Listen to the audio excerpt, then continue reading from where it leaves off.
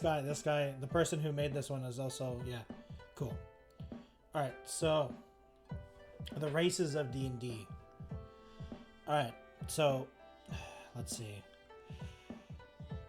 What metric are we going to be doing? I think we're just going to go on the metric of interesting and, like, fun to play as and stuff like that, as role play. So we'll just do the easier one, the easiest one right now. Where are they?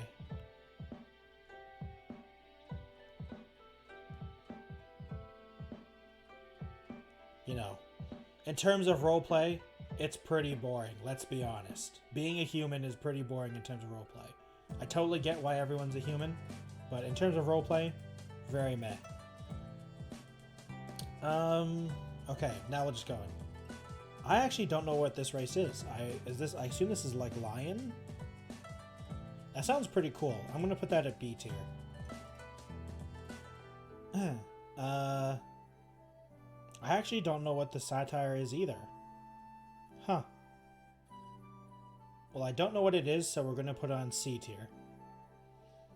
Being a bird can be pretty fun.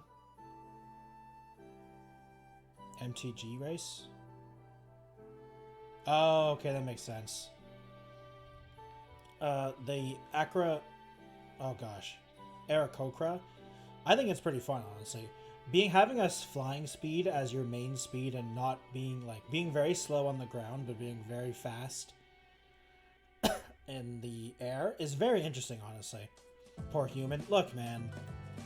You have to this is role play purposes. If this was, hey, what's the best way to make a character? You know, this is up here. Because human is the best, it's like, it is the best min-maxing race. But, you know. But yeah, being a bird, pretty fun. The Genasai, I don't know what this class is either. So we're going to put it on C.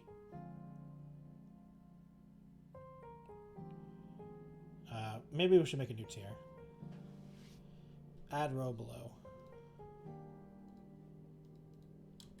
Don't know.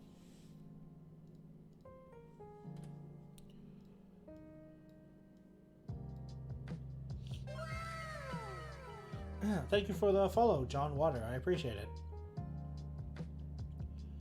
The Goliath? The Goliath I think is actually C. It's pretty interesting in my opinion, but the problem is that for a lot of the times it's kind of just like a big human most of the time, even though it's not necessarily what it is, but that's what a lot of people do. The Azamar, I'm going to put Azamar as B only because while it is very cool to be, it's also a very intimidating race, so like if you play at it, everyone's gonna just keep basically staring at you the entire time. If it's like a regular campaign, because they're such a rare race that, like, never be a rogue. Looking at how I'd rank these, I might be a furry. It's okay, and there's no judgment here. Like, because they're such a rare race, so never be a rogue as this race, because everyone will be staring at you constantly, unless that's your whole thing. That's why you're sneaky, because you're this, so you have to be kind of incognito, but still. Bugbear is also B. I'm gonna put Bugbear, Goblin. Is Hobgoblin here too? No, okay, so Hobgoblin isn't there. We'll put Orc here too, and Kobold, because these four races, while very different and can be very different in terms of gameplay and stuff like that, they're like the four most common enemies. So, playing as the four most common enemies, you know, can be pretty fun, but you know, you see them all the time, you know? So it's like, we see them all the time as enemies. Uno reverse card. I'm the enemy now, which can be fun, but you know, everyone knows them pretty much. Anyone who plays Dungeons and Dragons knows at least one of these four races. At least Goblin and Orc. Kobolds are a little underutilized nowadays. Bugbears are underutilized only because goblins. You don't generally have a campaign once goblins are generally like the first level enemies, and bugbears are the cooler goblins in a way, but Dragonborn is high B tier in my opinion because while being a Dragonborn is cool, the breath stuff, like the dragon part, is honestly kind of underwhelming in my opinion. It's not. I think it's one of those things where I think they did this odd thing of where they didn't want it to be too powerful. So like your dragon stuff is kind of meh and kind of like underpowered almost in a way. And honestly, one of the weirdest things in my opinion is why don't Dragonborns have like dark sight, dark vision? That's always bothered me. I understand dragons don't have dark vision, but I just completely disagree with the fact that they don't have dark vision. I guess I don't know. It's this weird thing that I have. I don't know why it bothers me so much that they don't have dark vision. I just think they should have dark vision. Oh, here's Hobgoblin. Yeah, we'll put them. That's also in these 5. Tabaxi, in my opinion, is A tier because of a character I made with a Tabaxi, and you know, I'm biased. That's it. Fireblog. Fireblog is high B tier only because for this one reason, and fortunately and unfortunately, this reasoning will not be true soon, but Fireblog are they're one of 3 races that give a wisdom bonus when making a character. So they're one of the 3 classes that you can like reasonably make the wisdom-based characters, because for some reason Wizards of the Coast hates wisdom-based characters. Now they're changing the way you make a character with the newer books coming out, so that won't matter as much anymore if you use the new rule set for making characters and having like the new stuff. But because right now we are using those ways for most of the part, I'm putting them up higher because I want Wizards of the Coast to stop bullying me. I want to be able to make a cleric as not a mountain dwarf or hill dwarf. Anyway. The Kenku, also bird. Cool being a bird. Different type of bird, but still bird. Lizard folk, same reasoning, but lizard. It's also cool. One of the weird things is the lizard folk don't have a swim speed naturally, from what I remember, which is weird in my opinion. I feel like they should. I kind of want them to. I don't know what this race is, I'm sorry.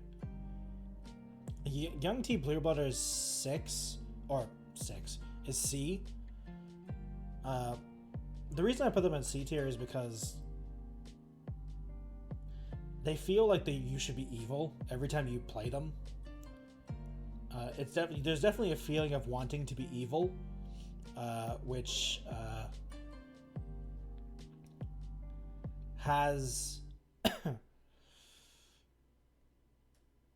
for most players, I think it's a little like if you aren't evil, you don't want to be them, and if you are evil, you want to be them, like unnecessarily amounts. So it's unfortunate for them, but you know, I still think they're interesting. Feral Tiefling, C, same reasoning. I feel like a lot of people feel like they need to be evil when they pick this race, from what I've seen. Tortle is a B tier because you're a turtle, which is cool. But you're also a turtle, which is also kind of like meh, because you're just a turtle. But you're also a turtle. But you're kind of a turtle. But you're also a turtle. Yeah, that's my reasoning. I will stand by those reasoning. Changeling.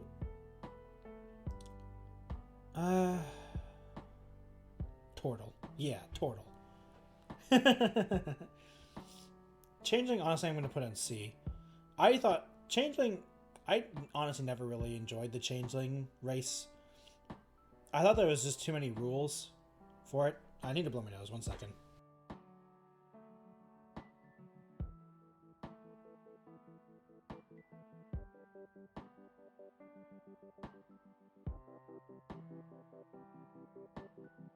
All right. So yeah, that's one of the things about the changeling. There's a lot of. I feel like there's a lot of unnecessary rules, like because there has to be an almost a way. So it's kind of like it makes it kind of complicated. All right, a dwarf. I think a dwarf is a solid A. Being a dwarf is fun. You know, I do think there are slight stereotypes with dwarfs, but I think I think they're good stereotypes, you know, and also that 5 feet movement is hilarious. That only 25-foot movement instead of 30 is hilarious. Orc of Erebon, I just realized. There's no real difference, honestly, in terms of how people play it. I don't know this race, I'm sorry. I think this race, the shifter, is kind of similar to the changeling, so my same rules apply. Warforged, I think, is A tier. Just because it's interesting. Like being like basically a robot almost.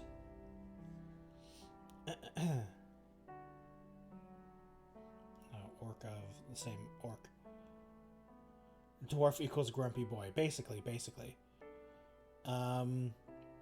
Elf is also going to be A tier because, you know, while being almost a staple, almost as boring as human, people are at least more interesting with elves most of the time. Warforged dope. Yeah, they're pretty cool. Gith, I think, is a B because, you know, they're pretty cool, especially with I've actually learned a lot more of them because of Baldur's Gate 3, because I never really looked into the race, because I never really looked into Mind Flayers, but their whole thing about Mind Flayers, pretty cool, honestly. The problem is that once you get away from the Mind Flayer thing, they're kind of basic, because a lot of their history is based off of Mind Flayers, which is understandable, but, you know, it's very specific. Centaur, I'm going to put C, only because there's it feels somewhat restrictive being a centaur because you're a huge creature. And that honestly is a lot more limiting than you think it would be. Also, not having legs / like having more than 2 legs. It's more difficult than you would think.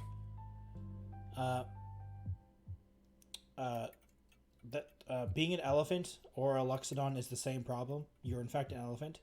I wish you could do more things with your trunk. Honestly, in the rules as written, it's kind of like I want my trunk to be. I just want to be able to do things with my trunk, and you can, but it's oddly limiting.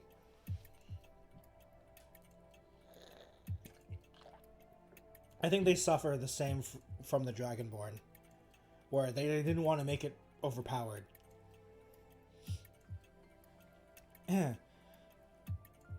Half orc I'm also going to put in C because it's like the same problem.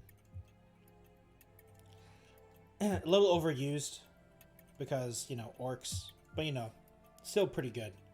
There's a lot of good characters that I've seen with interesting backstories because of the half orc-ness of them. Minotaur is the same reasoning for all three guys. It's an odd difficulty of being these 3 races because you kind of want to be something, and you think it's more difficult than you think it would be. Honestly, I don't know what this race is or what this race is. This race kind of looks like Goblin, but I don't know what this race is. This looks like a fish person. But I've never seen them. Grung? I also don't know what they are.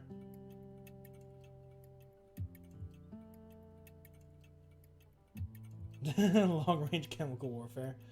True. Exactly. That's I want to be able to pick up water nearby and just like long-range water cannon them. I don't really know what this race is either.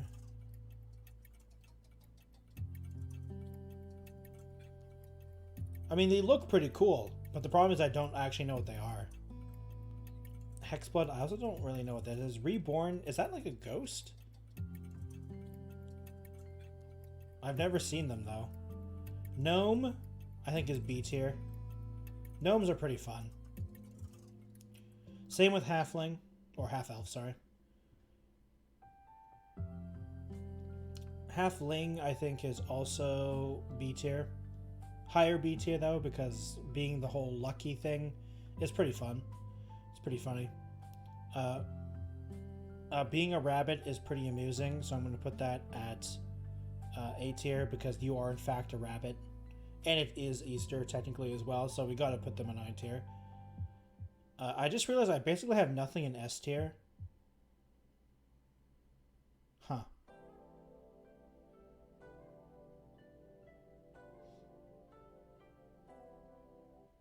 Huh.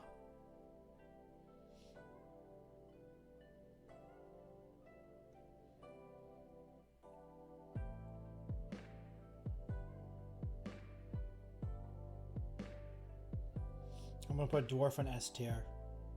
Because dwarf. Tabaxi and Warforged.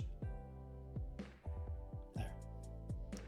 Tiefling is also going to go in with along with the other Tiefling. There is some stereotypes with Tieflings that people, I think they feel forced into almost. It's only the fault to the players, honestly. And Fairy, I'm going to put on C tier as well because it's also one of those things where a lot of people feel forced into something. So yeah, this is the... Okay, we're going to have to zoom out a little bit. This is the tier list for the races. Let's screenshot this. This one I'm not nearly as knowledgeable on because I haven't made characters or seen all of the races possible. But I mean, it's still pretty good, I think.